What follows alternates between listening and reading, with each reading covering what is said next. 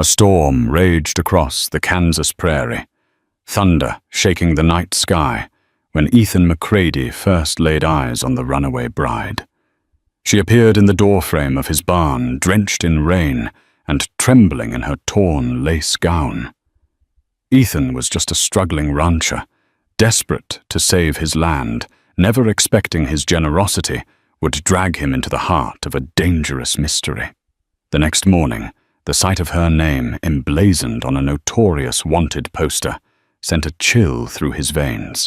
Who was this stranger seeking refuge on his property, and what deadly secrets did she carry beneath that tattered wedding veil? Ethan McCready's ranch sprawled across the rolling plains on the outskirts of Dodge City, Kansas, circa 1878.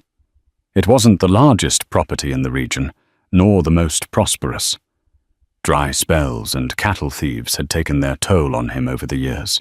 Each morning, Ethan rose before the sun, saddled up his aging horse, Smoky, and rode the perimeter of his land, checking for broken fences and stray cattle. Every day, he carried the weight of mounting debts and an uncertain future.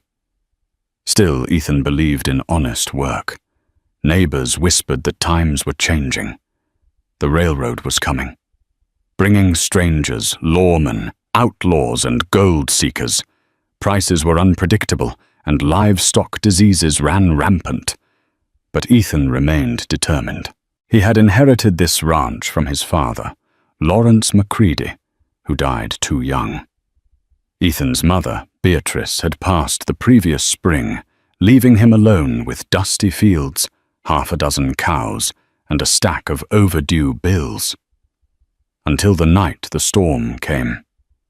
Wind howled across the prairie, lightning revealing momentary glimpses of the sagging barn and the wide fields beyond. Rain pounded the roof, and Ethan wondered if he could endure yet another setback. Then he saw a figure rushing through the downpour, someone in desperate need of shelter. In the midst of that ferocious storm, Ethan's immediate concern was whether the barn would hold. The wind whipped so fiercely that the door threatened to slam off its hinges. Hurriedly, he donned his worn oilskin coat and stumbled out into the deluge to secure it. That was when he caught sight of her.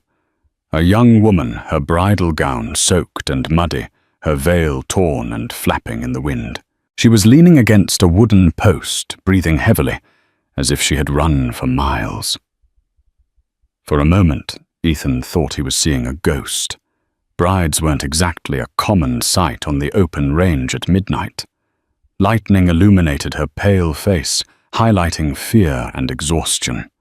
Without thinking twice, Ethan beckoned her inside. He led her to a dry corner of the barn where the horses neighed in confusion. She clutched her suitcase, a small, battered trunk that looked like it had been dragged through the mud. "I'm sorry," she whispered, voice quavering. "I just need somewhere to stay for the night." Ethan, startled, and more than a little concerned, offered a hesitant nod. "All right," he managed. "You can bed down here. We'll figure things out come morning." Her name, she said, was Lillian Hathaway, though Ethan noticed she hesitated before giving it. She insisted she wasn't a thief or a troublemaker. She was just running. From what or whom, she wouldn't say. All the while, the rain thundered on the barn's roof, and the horses shifted nervously.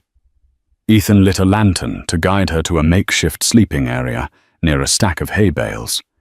He offered her an extra blanket he kept for chilly nights. She clung to it like it was her last lifeline. Even in the flickering lantern light, Ethan could see the intense worry etched into her features. So many questions swirled in his mind. Why was she running in a wedding dress? Where was her groom?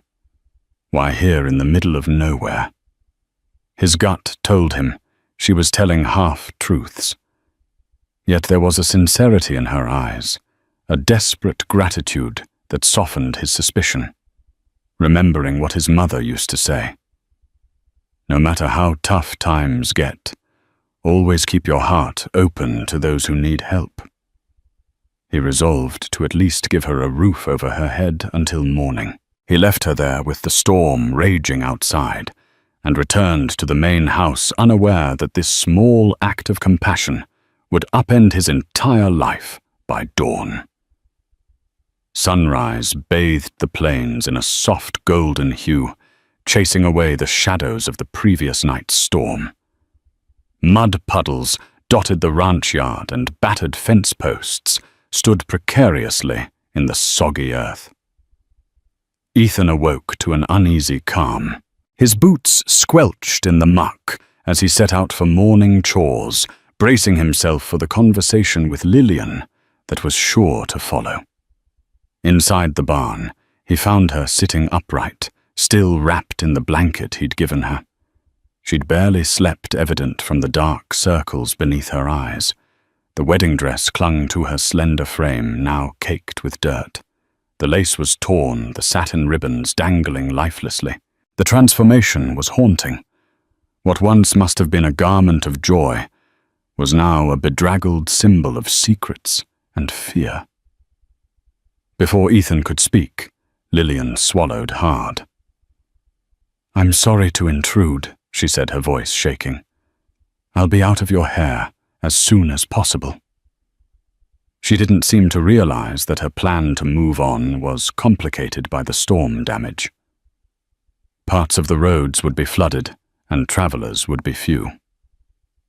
"Let's go into town," Ethan offered. "We can get you some proper clothes. We'll sort this out." But he had no clue how much his simple kindness would cost him, nor the depth of the peril it would bring. When Ethan and Lillian entered Dodge City, they found it bustling despite the muddy streets and leftover storm debris. Wagons rolled by horses splattered with muck, and townsfolk hurried along wooden sidewalks. The clang of a blacksmith's hammer echoed from an open doorway, and somewhere a dog barked. Ethan guided Lillian toward the general store. She held her head, low veil stuffed into a small satchel. He lent her his oversized jacket to conceal the conspicuous wedding gown. He hoped no one would notice her unusual attire beneath the coat. But as soon as they reached the wooden bulletin board outside the post office, Ethan's heart skipped a beat. Among the usual notices for lost livestock and traveling minstrel shows, a brand new poster caught his eye. Bold letters read, "Wanted. Lillian Hathaway. Reward $1,000. Ethan's mouth went dry. He glanced at Lillian, who froze in her tracks. The likeness in the faded sketch was undeniably hers, the shape of her face, the wavy hair. The charge suspected involvement in the murder of Emmett Barlow. Emmett Barlow was a name Ethan had heard whispered around these parts, rumored to be a shady land speculator from back east. Townsfolk passed by, oblivious to the drama unfolding before the rancher and his terrified guest. Ethan couldn't stop the rush of questions clamoring in his mind. Was she really a murderer? Or was there more to this story than the poster revealed? Seeing her name on that wanted poster rattled Lillian to the core. She let out a small gasp before pressing a hand to her mouth as though trying to physically keep in a cry. Ethan instinctively turned her away from the board, guiding her down a side street to avoid curious eyes. Once they were out of sight, he spun her around. "Is it true?" he asked, quietly but firmly. "Did you kill Emmett Barlow?" Her face crumpled. "I swear I'm innocent," she whispered, tears pooling in the corners of her eyes. "But no one would believe me. They've twisted everything." Ethan stared at her, stunned and conflicted. His conscience battled with the realization that harboring a fugitive could ruin him. Yet a nagging intuition told him to hear her out. "We can't talk here," he said, scanning the street for prying ears. "Let's get you some clothes and find somewhere quiet. You need to tell me everything." As they rushed toward the general store, Lillian trembled beside him. This was no simple runaway bride scenario. It was a full-blown crisis. He was housing a wanted woman under his roof, and if the authorities caught wind, he could lose what little he had. Still, something about her haunted, desperate eyes compelled him to help. Safely tucked in the back corner of the general store, Lillian quickly picked out a plain calico dress and some sturdy boots. Ethan slid the shopkeeper a few crumpled bills. Money he really couldn't spare. Mrs. Callahan, the proprietor, raised a curious eyebrow, but didn't press them with questions. Her new dress fit well enough, though it bore no resemblance to her elegant bridal gown. When Lillian re-emerged in everyday garb, Ethan noticed she seemed smaller, frailer than before. They hurried out of the store with a discreet wave to Mrs. Callahan and made their way to the Lucky Star Saloon. It was mostly empty at midday, with just a handful of traveling drifters nursing whiskies. The bartender, Susan Miller, a sharp-eyed woman who knew Ethan, nodded them a curt hello. They chose a corner table, ordering coffee instead of liquor. Ethan leaned forward, voice low. "Tell me the truth. I don't care if it's ugly, but I need to know what I'm dealing with." Lillian swallowed hard. She explained she had been engaged to Richard Barlow, Emmett Barlow's son, though it was more of an arranged deal than a love match. Emmett Barlow had controlled the finances, land deeds, and family fortune. On the eve of the wedding, Emmett was found dead, poisoned, and Lillian was the prime suspect. Between sips of bitter coffee, Lillian recounted the web that ensnared her. Emmett Barlow, renowned for ruthless business deals, planned to marry off his son Richard to Lillian for one primary reason, uniting two influential families. Lillian's father, Arthur Hathaway, owned a lucrative shipping enterprise in St. Louis. The Barlows wanted a foothold in those trade routes, while the Hathaways craved the prestige that came with marrying into the Barlow dynasty. As Lillian explained it, she felt trapped from the start. Her father insisted the match would secure her future. Richard Barlow was charming in public, but behind closed doors, Lillian discovered he was prone to violence and manipulation. When she tried to speak up, both families dismissed her concerns. Days before the ceremony, she overheard Emmett threaten someone over a property dispute, evidence in her mind of his cruelty. Then Emmett turned up dead. A lethal dose of strychnine was found in his drink, and accusations swirled. Richard blamed Lillian, claiming she had the most to gain by removing Emmett from the picture. Frightened, her father refused to listen, swayed by the Barlow family's power. Lillian had no ally, and with a warrant for her arrest, she fled on the night of her wedding, hoping to find any place of safety. Ethan watched her tear up her hands, trembling around the coffee cup. "I swear," she said, eyes pleading, "I didn't kill him." Ethan found himself at a moral crossroads. Handing her over might earn him a tidy $1,000 reward money that could save his ranch from foreclosure. Yet something in Lillian's story rang true. The wealthy and powerful Barlow family wielded influence for miles around, and forging or exaggerating evidence to pin blame on an outsider wouldn't be unthinkable. He recalled the times local farmers lost land to cunning speculators after signing tricky contracts. Emmett Barlow's name came up often in those rumors. If Lillian was telling the truth, then she was yet another pawn in a bigger game. But was Ethan willing to place his life and livelihood on the line for a stranger? The swirl of conflicting thoughts tore at him. The ranch needed saving. Yet his conscience rebelled at the idea of turning in an innocent person to face certain doom.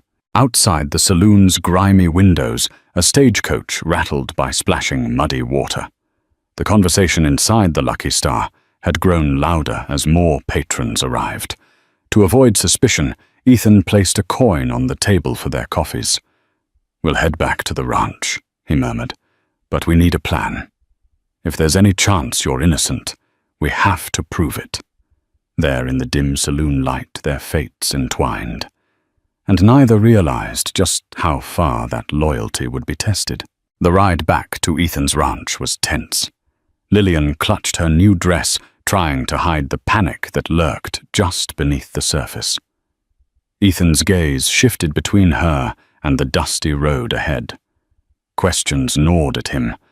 How could they even begin to unravel the truth? What if the Barlows were already hunting her down? Upon arrival, the ranch seemed quiet. Too quiet. Usually the work hands Jesse and Hank would be around fixing fences or tending to chores, but their horses were missing from the corral. A note pinned to the front door read, "We went to search for lost cattle by the creek. Be back by dusk." Ethan breathed a sigh of relief. At least they were safe for now. He helped Lillian off the horse and guided her toward the modest ranch house. Inside it was sparse, but welcoming: a sturdy wooden table, mismatched chairs, and a cracked ceramic vase that once belonged to Ethan's mother. Lillian hovered by the doorway, uncertain. Ethan gestured to the table. "Sit," he offered gently. "You look like you could use some rest." Her expression was full of questions. Where could she hide? How long was this arrangement going to last? And would Ethan truly stand by her if the law or the Barlow family came pounding on the door? As afternoon sunlight slanted through the tiny windows, Ethan prepared a simple meal of bread, beans, and salted pork. Lillian ate in near silence, her shoulders hunched as though bracing for an unseen threat. Occasionally she glanced nervously toward the window, flinching at every rustling sound outside. "What about your father?" Ethan asked, keeping his voice low. "Wouldn't he want to protect you?" Lillian's gaze dropped. "My father is more concerned with our family's reputation and business ties than with what actually happened. He'd rather I go quietly, let the Barlows handle everything. He thinks a trial will do more damage to the Hathaway name." Ethan nodded grimly. Sometimes in wealthier circles, justice was overshadowed by deals and bribes. "We might need to track down evidence or a witness who can testify in your favor," he suggested. Hope flickered in Lillian's eyes, but it was soon replaced by anxiety.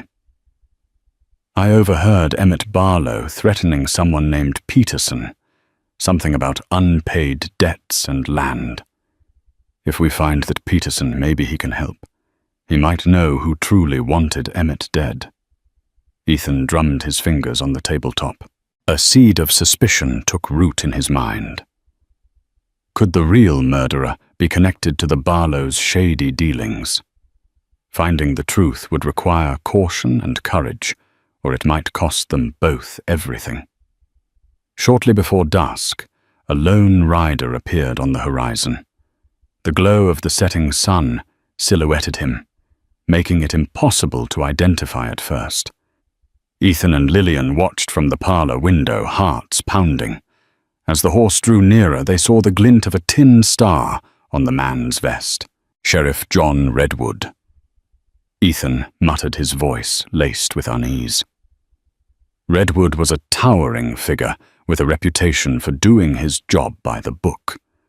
If Redwood suspected Lillian was hiding here, the consequences would be dire. Ethan forced a calm expression and stepped out onto the porch. The sheriff tipped his hat in greeting. "Evening," Ethan Redwood said in a slow drawl. "I came by to check on folks after the storm. Heard there was some damage to a few ranches around." "Just some fallen fence posts," Ethan replied, aiming for nonchalance. "We'll manage." Redwood's keen eyes flicked over to the window where the edge of a dress was visible. Lillian darted back out of sight.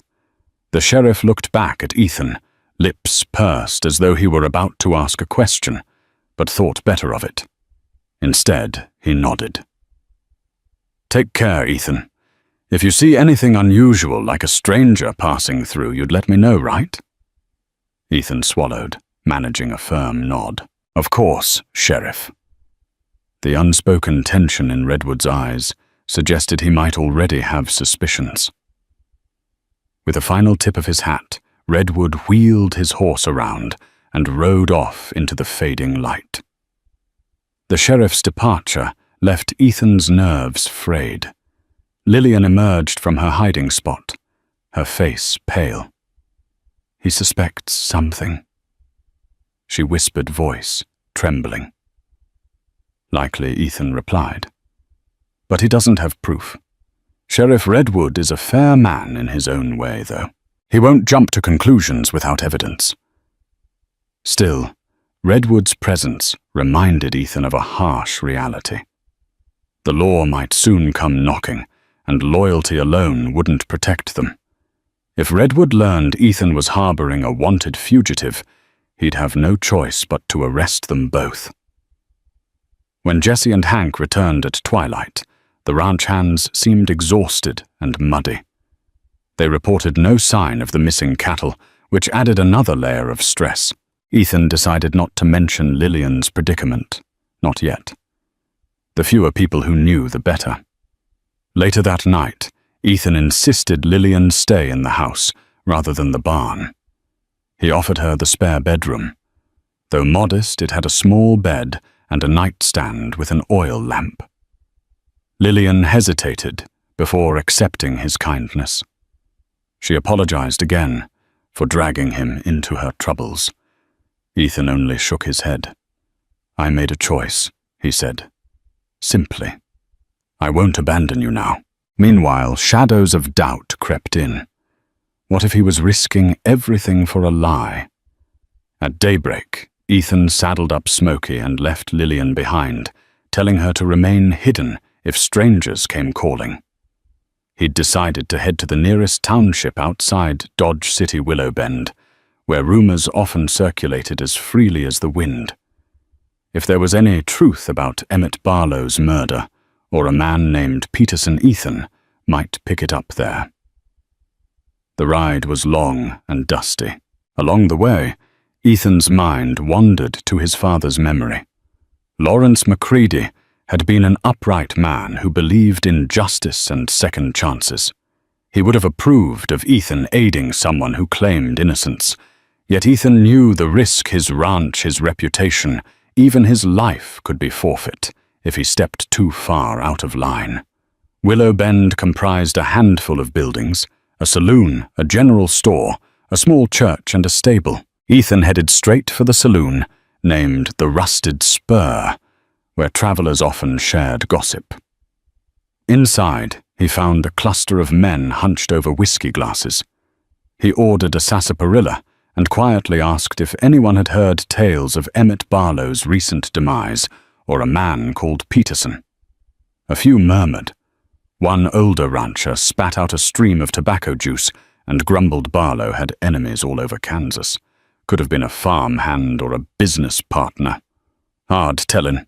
Ethan pressed on, hoping someone would recall the name Peterson and provide a trail he could follow. After hours of fruitless small talk, Ethan felt ready to give up. Just as he finished his drink, however, the barkeep, a wiry man named James Riley, stopped him with a nod. "You mentioned Peterson," Riley said, his voice low. "A man by that name came through here a few nights ago, ranting about how the Barlow family cheated him out of a property deal in Missouri. He said he was heading south to the territory near Cimarron to meet someone about payback." Ethan's pulse quickened. Did he say anything else? "Where exactly in Cimarron?" Riley shrugged. Didn't say. He just seemed bent on revenge, cussing the Barlows something fierce. Talked about proof that could ruin them. That's all I know. Though it was a slender thread of hope, it was something. If Peterson had evidence tying Emmett Barlow to shady dealings, he might also hold the key to clearing Lillian's name. Ethan thanked the barkeep and paid his tab, resolving to follow this lead. He'd try to find Peterson, in Cimarron gather whatever proof he had, and return before Lillian's situation became untenable. With the sun dipping low on the horizon, Ethan mounted Smokey and headed back to the ranch, not realizing that new dangers were already converging upon them. When Ethan got home, dusk had settled. He found Lillian in the main room, wringing her hands as if she'd been anxiously awaiting his return. But there was a strange stillness. Jessie and Hank stood in the corner, their expressions grave. "What's going on?" Ethan asked, dismounting and removing his hat. Jessie cleared his throat. "We had a visitor after you left." A man dressed all in black claimed he was a Pinkerton detective. Name's Killis Bramwell. He asked a lot of questions about a runaway bride. Ethan's heart thudded. Pinkerton agents were private detectives renowned for their relentless pursuit of fugitives.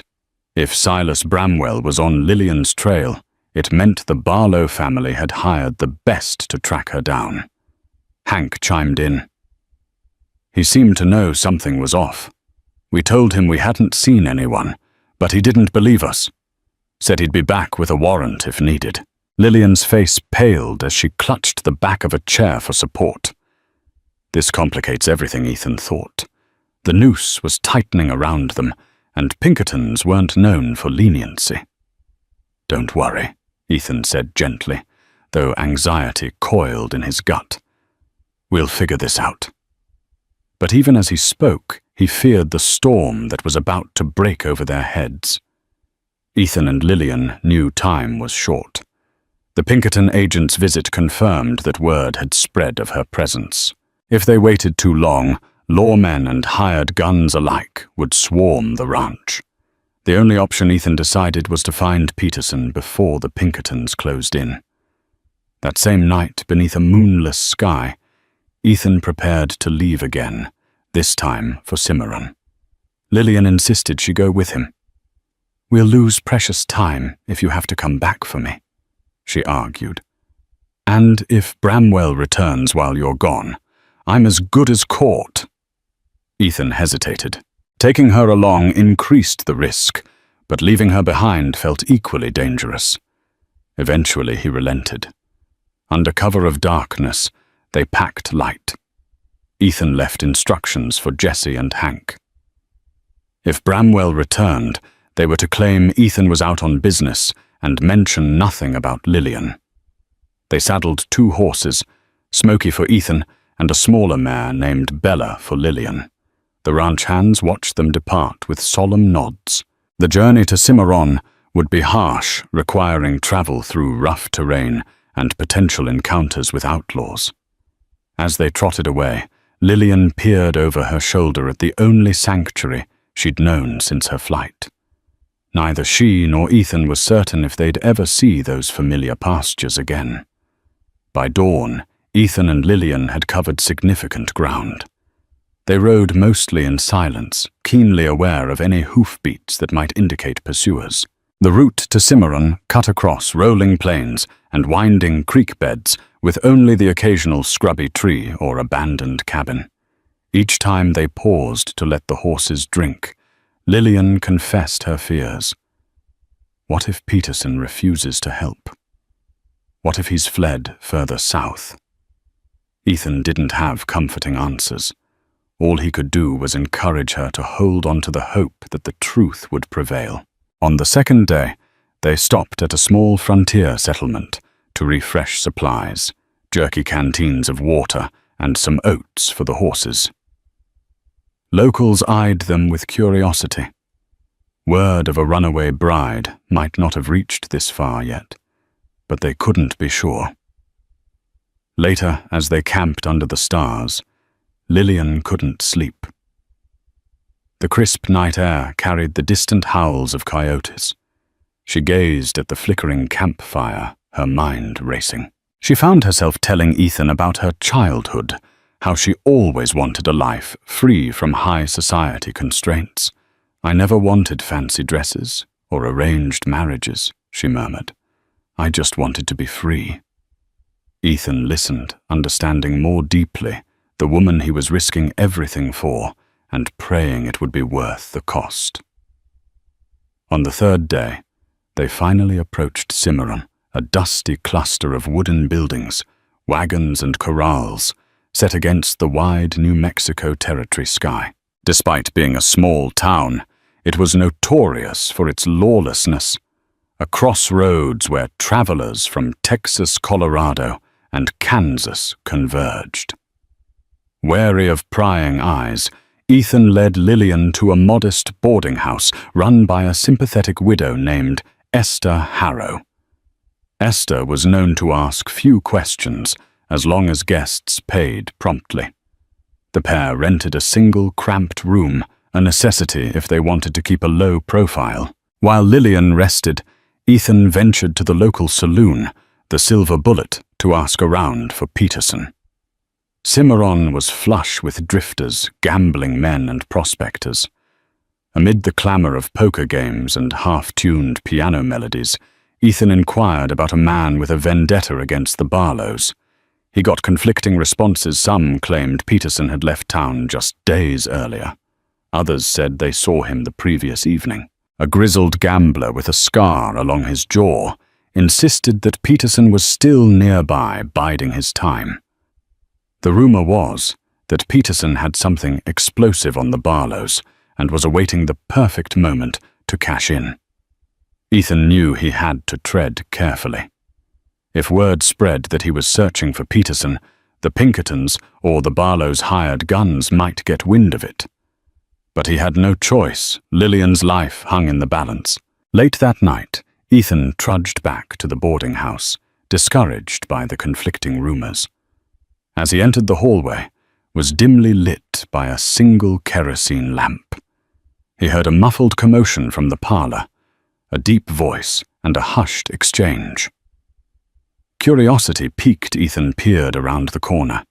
There he caught a glimpse of a tall man with a shock of curly hair, face lined from travel and worry. He was whispering urgently to Esther, who kept nodding in agitation. Something in the man's posture suggested he was scared or on edge. Could this be Peterson? Ethan took a calculated risk and stepped into view. The man froze, eyes scanning Ethan from boots to hat. Esther, flustered, stammered, "Mr. Macready. This here is Mr. Peterson. Who?" Before she could finish, Peterson shot Ethan a wary glare. "You after me, too?" His hand hovered near a concealed pistol. Ethan raised his palms in a gesture of peace. "I'm not here to harm you. I'm looking for you, because you might hold evidence that can clear an innocent woman's name." Lillian Hathaway. The mention of Lillian's name made Peterson pale. He shifted his stance in decision, flickering across his face. Finally, he gestured for Ethan to follow him into a side room, away from prying ears. "Let's talk," he muttered, voice trembling with fatigue. But no promises. Behind the closed door, the lamplight revealed the desperation in Peterson's eyes. He looked as though he hadn't slept in days. Fishing around in his weathered satchel, he produced a bundle of papers tied with twine. "These are deeds, letters, and receipts," Peterson explained in hushed tones, spreading them out on a small table. "They prove Emmett Barlow forced people off their land through blackmail and forged contracts. He had men threatened, and sometimes worse. I'm one of them. My ranch in Missouri was stolen with bogus claims. I lost everything. My wife died in the middle of it all." Ethan grimaced at the sorrow etched on Peterson's face. How does this connect to Emmett's murder?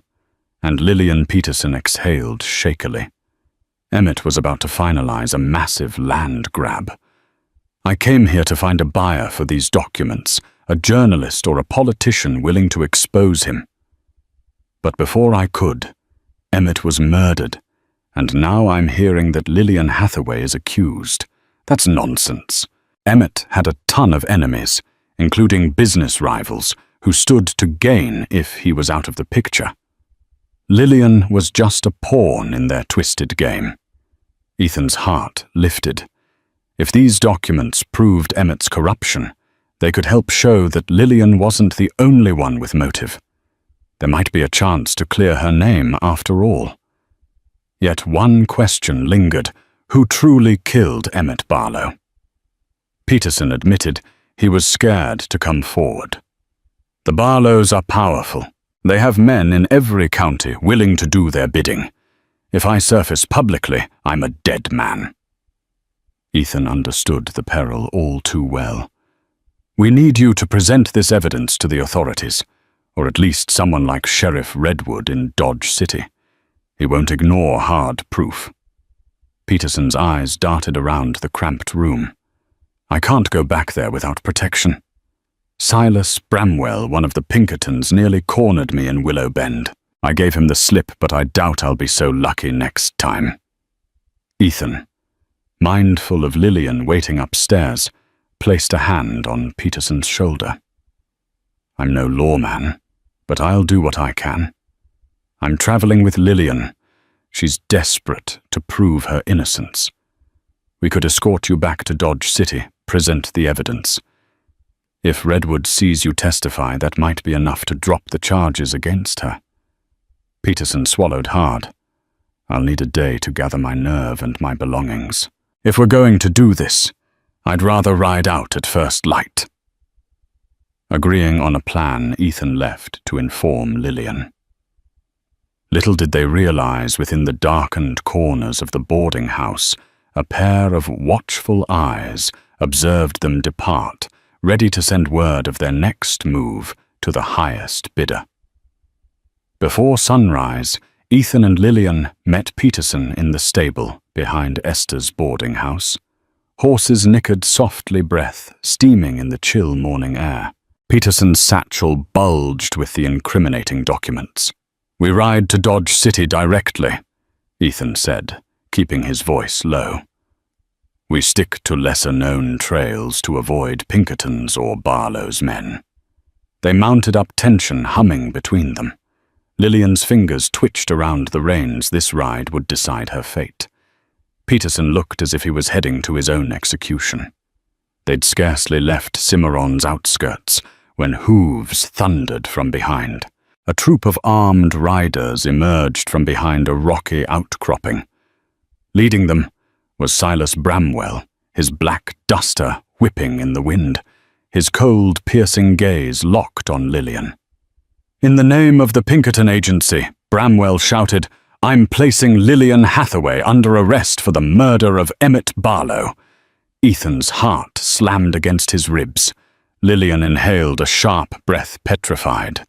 Peterson clutched his satchel, realizing these men might also be after the documents. Bramwell nodded to his men who fanned out firearms drawn. Stand down, he demanded. Hand her over or face the consequences. Ethan tightened his grip on the reins. They were outnumbered, but running might be their only chance to preserve truth and freedom. For a moment, no one moved. The rising sun threw long shadows across the desert floor. Then Ethan shouted, Ride! He dug his heels into Smokey's flanks, racing forward. Lillian and Peterson spurred their horses behind him. Gunshots cracked, echoing across the plains. Dust kicked up as bullets whizzed by, narrowly missing their targets. Bramwell's posse gave chase, hollering threats. Ethan led them over rocky terrain, weaving through gullies and dry creek beds. Peterson clung to his satchel, panic etched on his face. Lillian urged her mare to keep pace, heart pounding. Her wedding gown might have been abandoned, but she still carried the dread that had haunted her since that stormy night in Ethan's barn. They managed to outdistance the Pinkertons momentarily by navigating a steep ravine. The posse slowed, unsure of the risky descent. But Ethan and the others knew it was a gamble. The ravine ended abruptly, forcing a perilous climb on the opposite side. As they reached the top of the ravine, their horses panted heavily. The Pinkertons were visible behind them, still determined. If they didn't find a safe route, soon capture seemed inevitable. Ethan spotted a narrow pass leading east and signaled for Lillian and Peterson to follow. They galloped on, desperate to preserve what little advantage they had. The narrow pass cut through towering rock formations, creating a twisting labyrinth. Riding single file, they wound deeper into the maze of jagged stone. The pounding of hooves echoed eerily, but the Pinkertons' shouts grew faint. Even Bramwell would think twice before charging blindly into such treacherous terrain. Ethan called a halt near a shallow cave. "We'll rest the horses for a bit," he said, breath heaving. Lillian slid off her mare, eyes darting around the shadowy rocks. Peterson slumped in his saddle, gripping the satchel as though it were a lifeline. Once they were sheltered, Lillian approached Ethan, her voice trembling. "We can't keep running forever. Bramwell is relentless." Peterson nodded. "He wants me for the documents as much as he wants you. And once the Barlows get wind that I'm cooperating with you?" He shook his head. The implications were grim. Ethan considered their options. "If we reach Dodge City, we can hand this evidence to Sheriff Redwood. He's tough, but he's also just. That might be our only chance. Bramwell's men can't just take Lillian if Redwood steps in with official authority." The plan was fraught with risk, yet no alternative offered better odds. Determined, they remounted, pressing on through the pass, hoping they'd reach the open prairie before the Pinkertons regrouped. The sky over Dodge City burned with the colors of dusk-rich purples and blazing orange streaks stretching over the rooftops. As Ethan, Lillian, and Peterson rode into town, exhaustion tugged at their bodies, but adrenaline kept their spines straight. The battered satchel containing Peterson's damning evidence bumped against his hip with every step of his horse. Inside was everything: the truth, the risk, and possibly Lillian's freedom. They didn't even make it to the sheriff's door before the trap sprang. A shot cracked through the air, splintering the wooden post beside Ethan. He jerked his reins, shielding Lillian instinctively. From the shadows stepped Silas Bramwell Revolver, drawn, flanked by a semicircle of Pinkerton agents, fanning out across the street like a closing snare. "That's far enough," Bramwell's voice rang like iron striking steel. "Lillian Hathaway, you're under arrest for the murder of Emmett Barlow. And you," he pointed to Peterson, "are harboring stolen documents. Hand them over. Now." Townsfolk screamed and scattered. Windows slammed shut. A few deputies emerged from buildings, unsure whether to draw their weapons or raise their hands. It felt like the entire street was holding its breath. Sheriff Redwood burst from his office, shotgun in hand, eyes blazing. "Stand down!" he bellowed. "This is my jurisdiction, Bramwell. You fire one more shot in my town, and you'll be answering to me." Bramwell didn't lower his weapon. "This woman is wanted by federal investigators. I have orders from the Barlow estate and support from my agency. And I," Redwood said firmly, stepping forward, "have sworn to uphold justice in Dodge City, not the interests of men who pay to twist the law. You want to press charges? Do it properly. But I won't let you drag a woman into the dark without proof." For a tense second, the two men stared each other down, lawman against hired authority, honor against power. Ethan stepped forward, voice steady. "Sheriff, we have evidence. Documents proving Emmett Barlow's corruption. And witnesses ready to testify that Lillian was framed." All eyes turned to Peterson, who clutched the satchel like it contained his soul. "Everything you need is in here," he said quietly. Redwood extended his hand. "Then let's take this inside." Bramwell's jaw clenched. He made no move to follow as Redwood ushered Ethan, Lillian, and Peterson into the office, slamming the door behind them. Inside, hearts pounded. The danger wasn't over. But for the first time, they were no longer fugitives hiding in shadows. They were standing in the open, daring truth to win. And outside, the Pinkertons watched with narrowed eyes, knowing the tide had begun to turn. The sheriff's office had never felt so heavy with silence. Inside, Sheriff Redwood sat behind his desk, jaw set, fingers tented, as he looked between the trio, Ethan, Lillian, and Peterson. Outside, the Pinkerton agents paced like wolves, Silas Bramwell's steely eyes flickering through the office window. But inside, all eyes were on the weathered satchel Peterson placed on the desk like it held dynamite. "Let's see what you've got," Redwood said quietly, his voice grave but controlled. Peterson nodded and began laying out the documents. First came the forged land deeds, each one linked to property owners who had suddenly lost everything after signing a deal with Emmett Barlow. Next came letters, some scrawled in Emmett's own hand, others written by terrified farmers begging for mercy. At the bottom of the stack was a page that made Redwood sit back in his chair, a contract showing how Emmett had secretly bought off local officials to suppress complaints and silence legal inquiries. "These are real," Redwood said, voice low. "No doubt about it." Lillian stood by the wall, hands clenched, trembling but silent. Her life had been reduced to this moment, whether or not these papers were enough to prove her innocence. Ethan stood protectively at her side, his gaze locked on Redwood. "I swear I had nothing to do with Emmett's death," Lillian said, voice cracking. "All I did was run. I didn't know where else to go." Redwood met her eyes, and for a long moment didn't speak. Then he slowly nodded. "I believe you." Relief surged through the room like a wave. Peterson exhaled a breath he didn't realize he'd been holding. Ethan placed a steadying hand on Lillian's shoulder. Redwood leaned back and crossed his arms. "This changes things.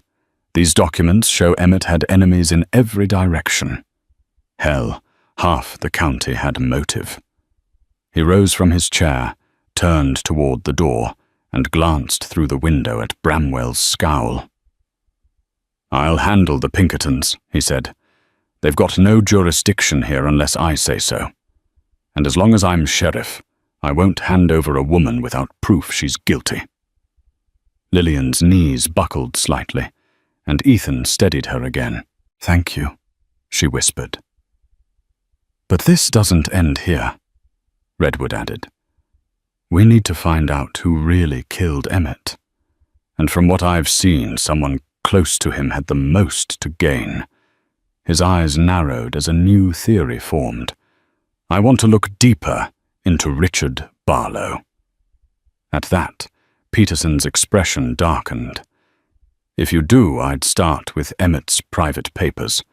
There's more than just land fraud in there. There's a legacy of betrayal." Redwood gave a firm nod. "Then let's start digging." The truth was finally surfacing, and with it, a reckoning that no Barlow could outrun. Inside Sheriff Redwood's modest office, a quiet storm brewed. As the documents Peterson provided were laid out across the desk, the sheriff studied each page with grim concentration. Receipts, forged deeds, letters, all pointing to a sprawling web of fraud orchestrated by Emmett Barlow. Redwood's jaw tightened with every detail, his eyes narrowing behind his spectacles. "This isn't just corruption," he muttered. "This is predation."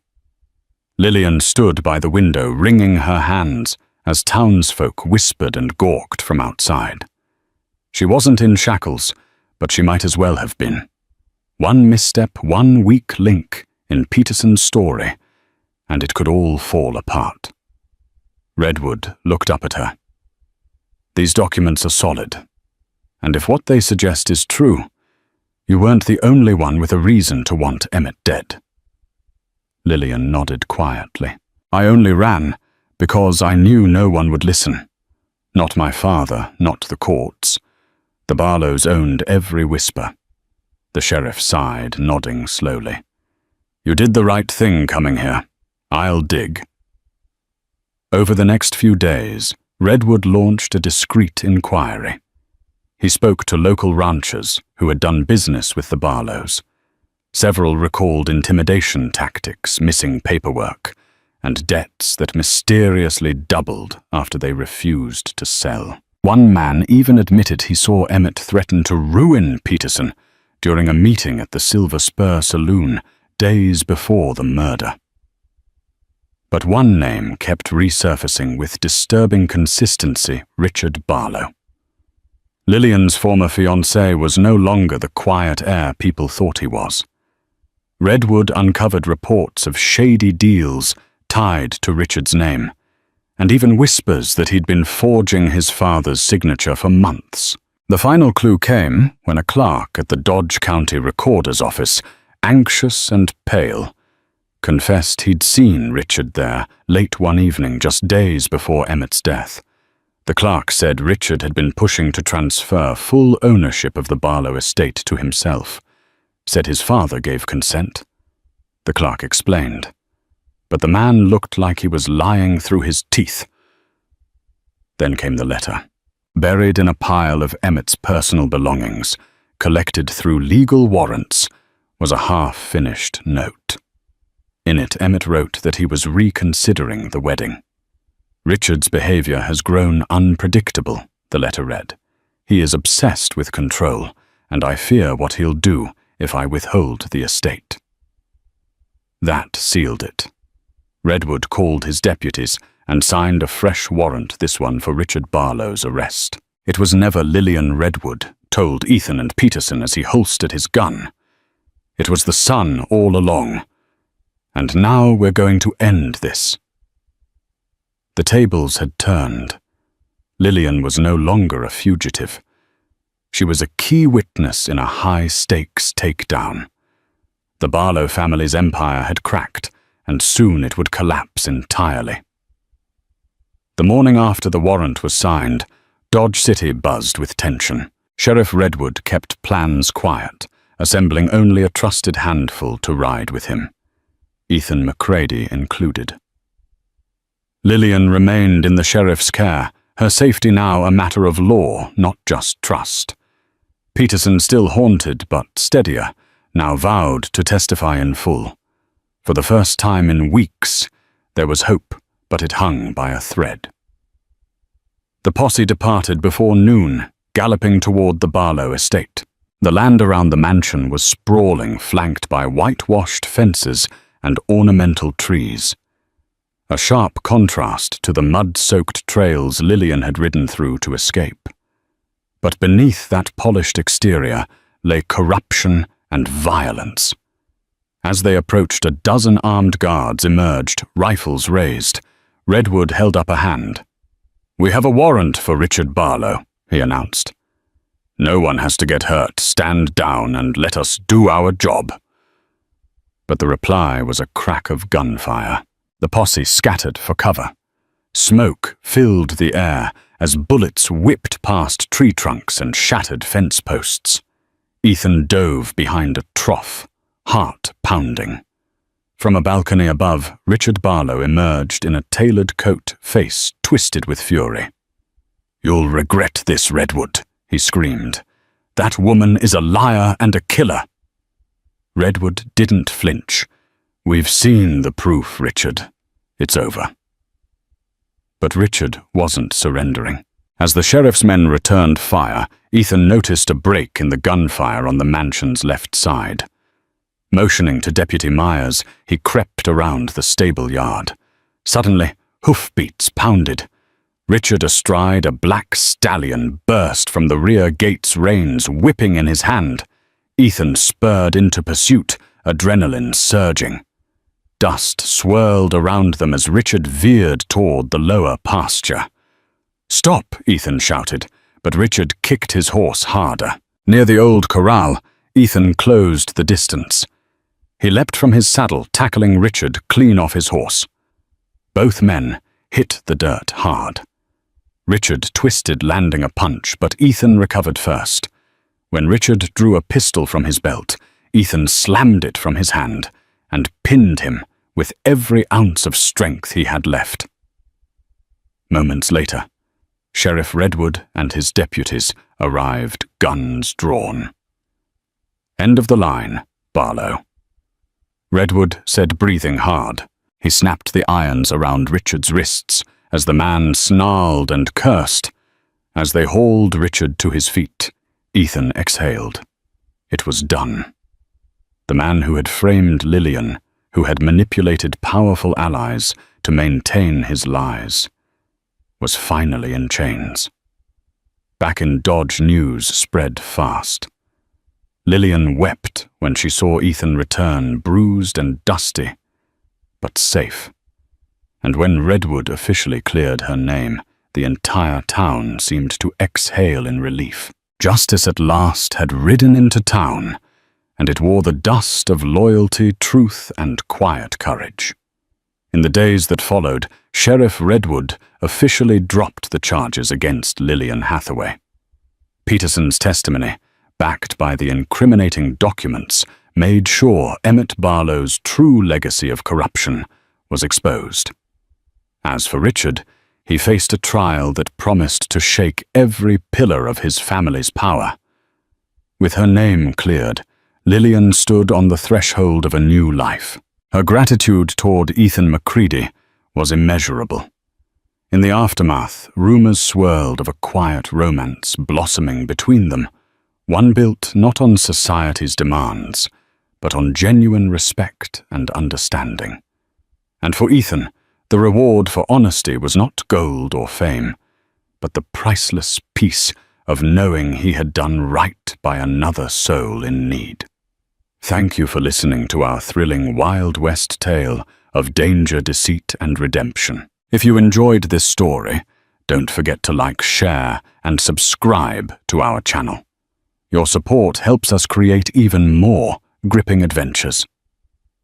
Stay tuned for the next ride into the frontier.